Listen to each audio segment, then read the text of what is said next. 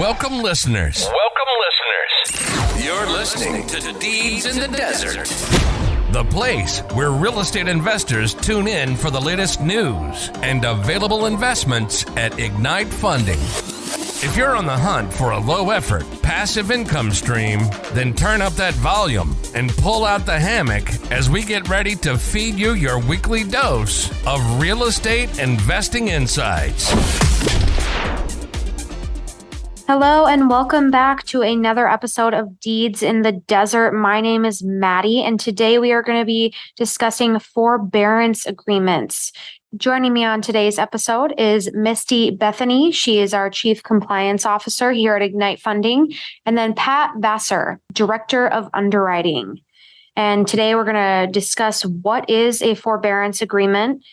Are there specific requirements to forbearance agreements? We're also going to be discussing the process of obtaining a forbearance agreement. When would Ignite Funding negotiate one? When would we not negotiate one?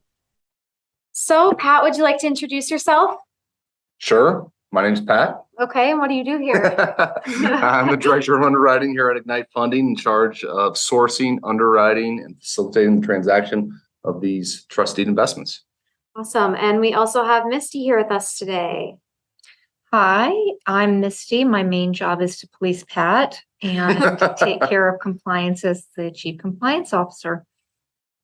Perfect. And today we're talking forbearance agreements. So let's get right into it. What is a forbearance agreement? Go ahead, Pat. Forbearance is simply any modification done to the original promissory note and deed of trust. Obviously, when the borrower signs the promissory note and the deed of trust, it binds them with us through our investors through a certain rules of engagement. You know, the amount that they're paying, when they're paying, how much they're paying, all of that is described. Anytime one or more of those items needs to change, it needs to be done through a loan modification and, in some cases, a forbearance. Yep. So any modification to the original loans requires a determination by investors. So that's when we do a forbearance agreement. Now let's talk specific requirements of forbearance agreements. Unlimited, right? I mean, anytime you modify anything, it is really a modification to the promissory note and deed of trust. And therefore, another way to term that is a forbearance. And typically, when you forbear something, it's typically to extend the loan.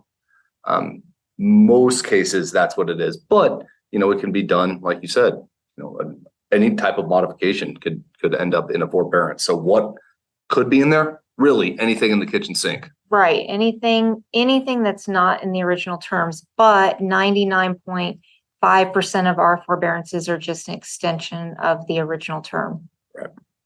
Okay, and what does the process of obtaining a forbearance agreement look like?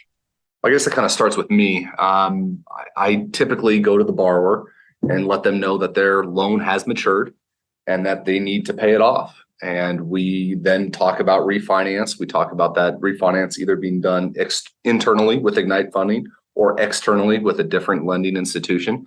If it's going to be done internally with Ignite Funding, we go through the costs associated with it and the timing in which we can get it done. One of the key questions we have is the timing. You know, what is that property going to be sold, or when is it going to be refinanced if it weren't for this current maturity date? If that has a good answer and it has a very short period of time, then I'll go to Misty and say, hey, Misty, borrower really just needs another month or two to get this thing sold or refinanced. What do you think the investors will say on it? And then Misty comes in. And I don't have a crystal ball, so I get all the details from Pat, and then I try and put that in an articulated format for the investors in a communication. We have to ballot the investors. Ignite Funding does not have the ability to make that determination on loan modification without the investor approval, and that's a majority of the investor approval. So usually Pat will tell me 1 or 2 months, and I typically extend that beyond there, because the most annoying thing for an investor, from what we've heard, is when we ballot for a 2-month forbearance and the borrower ends up needing 2.5 months.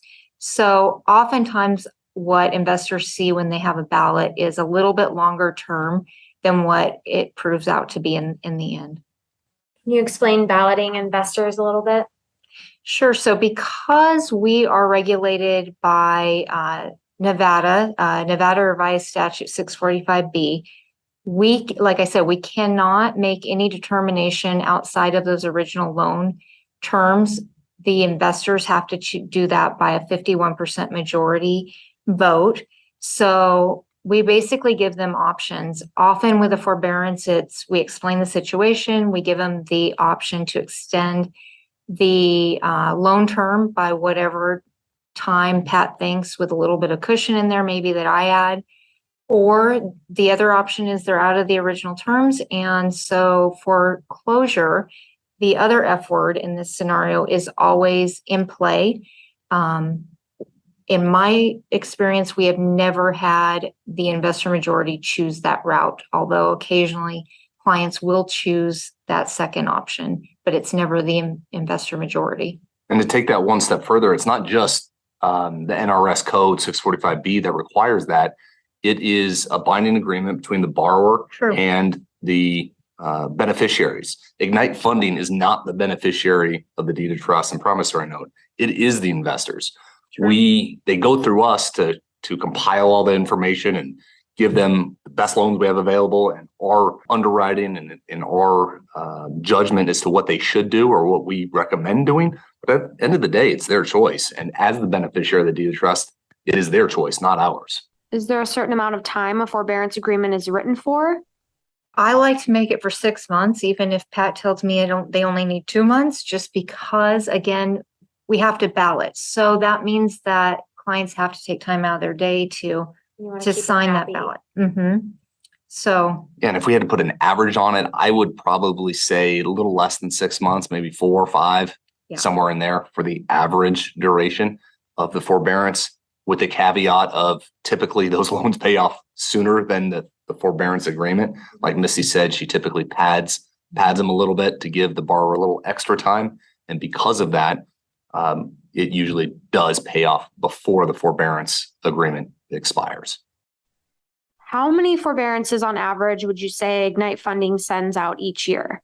About a dozen. So I actually was looking at that recently, and it's been pretty consistent to be around that. Last year we had slightly more. We had 16, and this year to date we have 11. So again, they're pretty routine that we ask for them. What would happen if the investor majority voted to foreclose instead of approving the forbearance? That's never happened before in the case of a forbearance, but if it were to happen, then we would be forced to notify the borrower that we're going to file a notice of default. Pat, you could correct me if I'm wrong, but I'm guessing the borrower would choose to refinance the loan. Exactly. Anytime we do a forbearance, it's a situation where there's just one little thing that is missing. Typically, like Missy said, 99.5% of the time, they just need a little bit more time. There's nothing wrong with the project. There's nothing wrong with the borrower or the asset or anything about it except just timing. And because of that, we don't feel as though we're putting the investors any additional harm or increasing the risk on their investment. And we stand by that even when we do a forbearance. So although some people may view it as a 4-letter word, it's really not. It's simply just a modification. And like you said, 99.5% of the time, it's just to give them a little bit more time.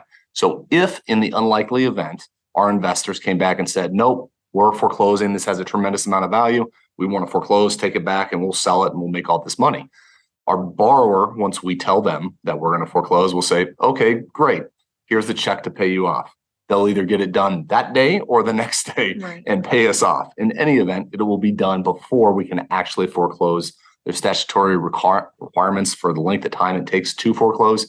And every single one of those times, the borrower will get us paid off one way, shape, or form.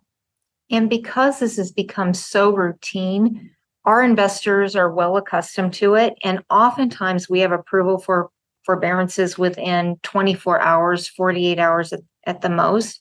And many of them have told me that they like it. And the reason they like it is they're continuing to earn interest during those times without having to select a new investment or do new paperwork. So that would be the benefits. that's a benefit for the investors for sure. Mm-hmm. Are there any benefits of a forbearance for the borrower? Yeah, absolutely. The borrower gets to just extend the period of time in which they have to repay the loan. Typically, that gives them ample time to get it paid off or refinanced just through its normal life cycle. And because of that, they don't have to pay additional costs that would typically arise from refinancing a loan. So basically, what you guys are saying is forbearance agreements aren't a bad thing. They're not a bad thing. And keep in mind that sometimes, although I do pad them, when I'm talking about those numbers of 16 a year, it can be on the same loan. So if we ask for a 3-month forbearance for something and they end up needing 3.5 months, when it comes to the end of that initial forbearance, we do have to ballot again. So that you have to factor that in with the numbers. Yeah. And to put that in perspective, how many loans did we originate last year? 150 or so? Right. So about 10%. And none of those would have come up for, so it would be going for the year or the 2 years prior. Yeah, so good point. I mean, in a perfect world, we wouldn't forbear anything, right? It would pay off when it's supposed to, wouldn't pay off a day early, wouldn't pay off a day late. But we don't work in a perfect world. They can sell the property at any point in time. So just because you go on a 9-month loan with a 9-month extension doesn't mean that's going to be outstanding 18 months. Chances are it's going to be paid off prior to that 18-month point in time. And 10% of the time, or roughly 10% of the time, it will be paid off after that 18 months via a forbearance. And most likely not something that the borrower wants to have to ask for a request either, but again, they don't control everything from supply chains to refinances. So, quick question. When the borrower requests a forbearance agreement, does that get documented or recorded anywhere? Yeah, I mean, and nothing formally. It doesn't go against the credit. We don't report it to the credit bureaus. Therefore, doesn't go on their credit report per se. But our internal scoring, it absolutely does take effect. Every borrower that we have, we compare their original budget and original timeline to what actually happened. It's one thing to deliver timelines and budgets, but if they're not worth anything, if they're not deemed to be reliable, what's the point?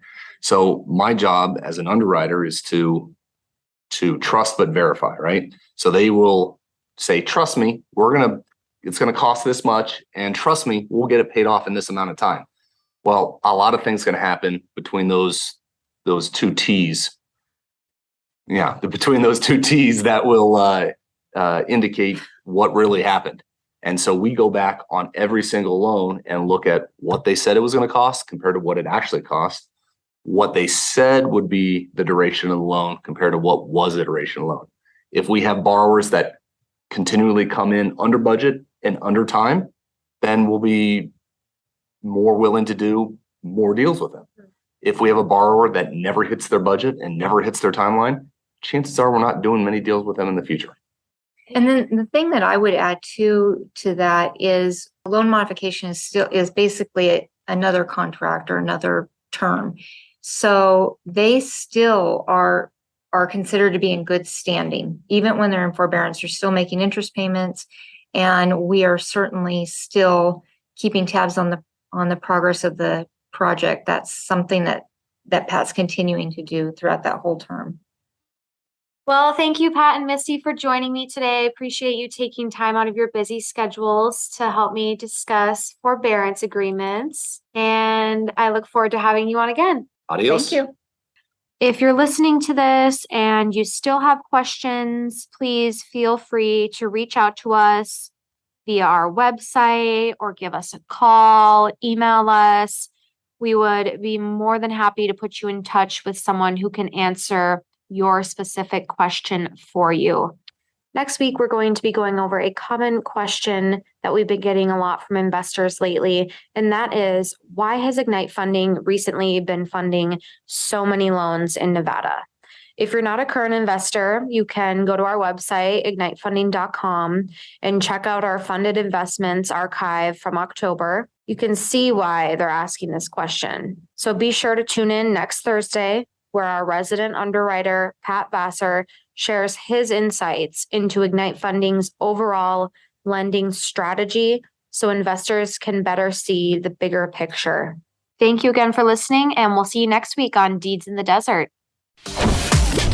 Thanks for joining us this week on Deeds in the Desert, where short-term investments meet long-term investors. We hope you enjoyed the content so much that you share it with all your friends. Who doesn't like learning about passive fixed income, right? Still hungry for more education? Visit our website at ignitefunding.com. Or if you're ready to take the leap and start investing, give us a call at 702-761-0000 and schedule a free investor consultation.